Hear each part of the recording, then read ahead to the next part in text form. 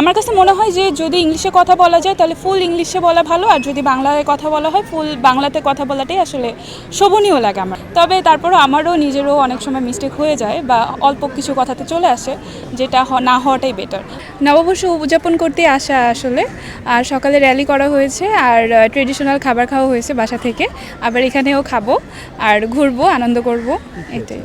সকালে বাসা থেকে আসলে পান্তা ভাত আর হলো মাছ খাওয়া হয়েছে। সারাদিনের প্ল্যান হলো ঘুরবো, ছবি তুলবো, আর ফ্যামিলিকে সময় দিব, আর হলো খাওয়া দাওয়া করবো আরও কিছু, ভর্তা ডাল। আগের বছর যেহেতু আসা হয়নি, রমজান ছিল, সো এইবার আসলে খুবই এক্সাইটেড, মানে ডাবল এক্সাইটেড।